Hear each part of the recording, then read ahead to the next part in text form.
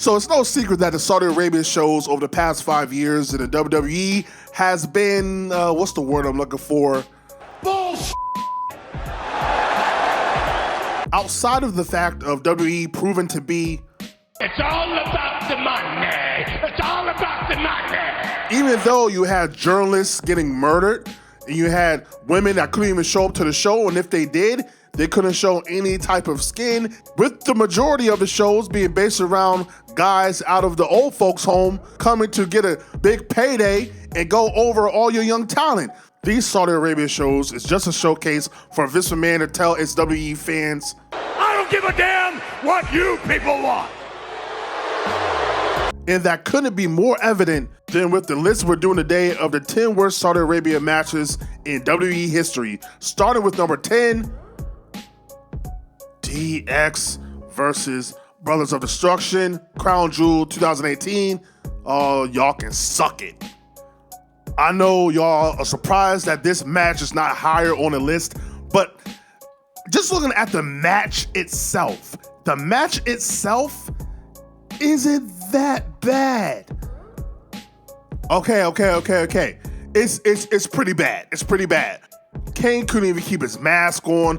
Triple H got hurt like halfway through the match. Undertaker was, Undertaker after WrestleMania 29. And Shawn Michaels, after being away for 8 years after one of the greatest retirement storylines of all time, comes back and can't even barely do a nip up, and he's bald. Yeah. So this match was just sad.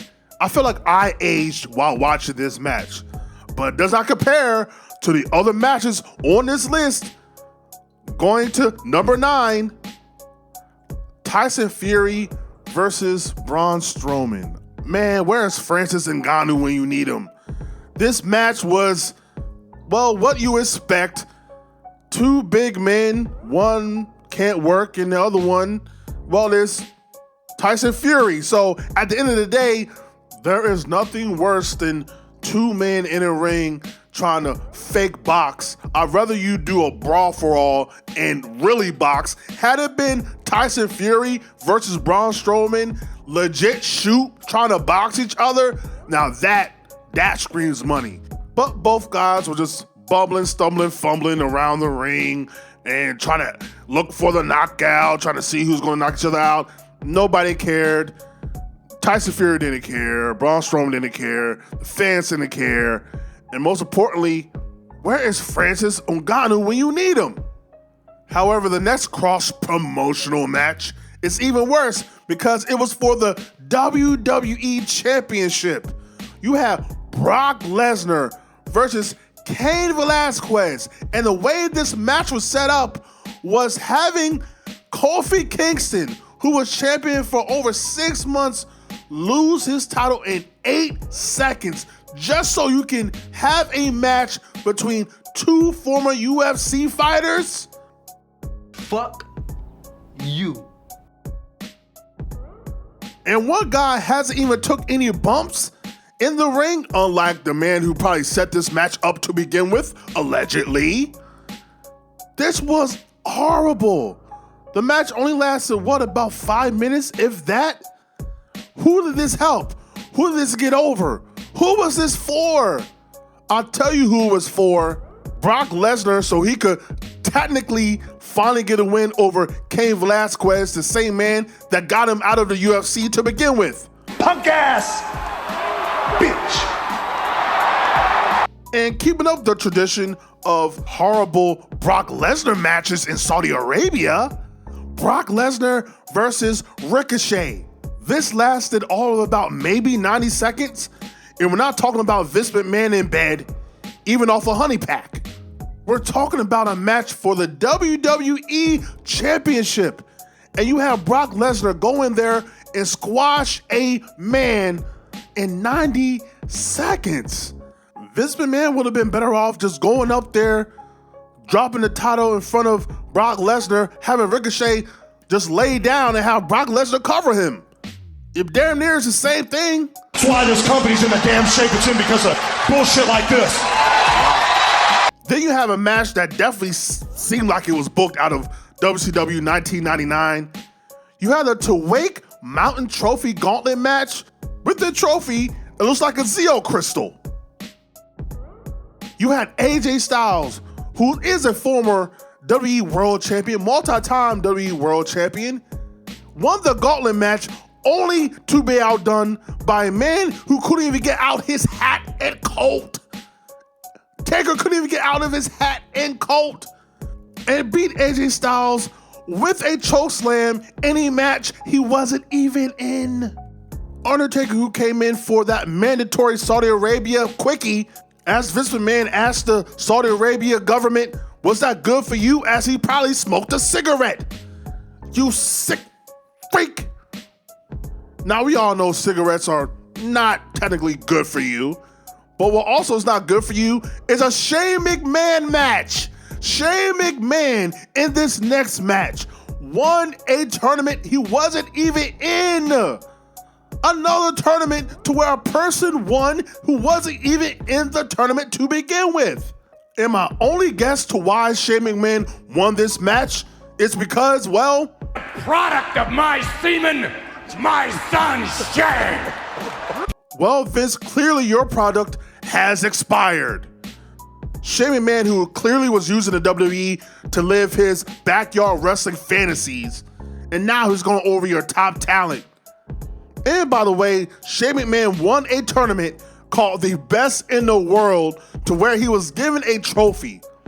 Which, you know what, Shane, you could do? You know what you could do with that trophy, Shane? Shine it up real nice. Turn that sumbitch sideways. And stick it straight up. You can do it. Speaking of someone that needed a rectal exam, Brock Lesnar once again is on this list because he took on Braun Strowman for the vacated Universal Championship, which he beat Braun in 3 minutes. Did I just hear myself say 3 minutes? Yes, he had all his finishers stored. Infinite finishers. Brock Lesnar just wanted to hit it and quit it. Oh my God. Brock Lesnar, who made it his mission, along with Vince McMahon, to bury the entire roster. This is why this match is more horrible than anything he's done thus far in Saudi Arabia, because Braun, who was really over with the fans, even after being beat by Brock a year prior, was still trying to get over and still had a connection with the fans. But that wasn't good enough for old Brock Lesnar and Vince McMahon. No. In regards to Braun Strowman's little momentum he had left and push that he had left, Will remain buried. speaking of burial, this might be one of the greatest burials in the history of the WWE. Happy Black History Month. Brock Lesnar, who continued his tradition of taking world titles away from black athletes, did it again in an Elimination Chamber, to where he not only defeated everyone, he buried everyone. Doing his best Oprah impression, no, you get an F5. No, you get an F5. No, you get an F5. No, you get an F5. Beating the likes of AJ Styles and Seth Rollins with one F5. Proving once again who is the true king of the mountain, who is the true king of the hill, who is the only man that truly matters in this company outside of Roman Reigns. But there's one problem. Everybody still thinks that I absolutely suck. Oh, but Brock Lesnar has some competition. Brock Lesnar has some competition in regards to having the worst match in Saudi Arabia with Undertaker versus Goldberg. Done 20 years too late. 20 years too late. The Undertaker versus Goldberg. Two guys who were supposed to be retired at the same goddamn pay-per-view. WrestleMania 33, 2017, they were both supposed to be retired. Could have just stayed retired after that. Goldberg and Undertaker, who probably had maybe the worst match ever. ever. Like, ever. Ever. You are a household word, but so is garbage, and it stinks when it gets old too. But what's even more trash is Goldberg had, like I said, the perfect retirement. After dropping the Universal title, a title he shouldn't even had, because Kevin Owens and Chris Jericho worked their ass off that entire year to make the title mean something and make their angle mean something going into WrestleMania.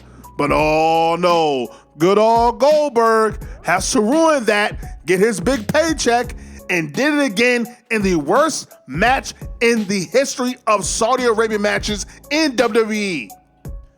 Goldberg defeating the Fiend, who was new, something different, something of an enigma, abstract. It was a phenom, pun intended.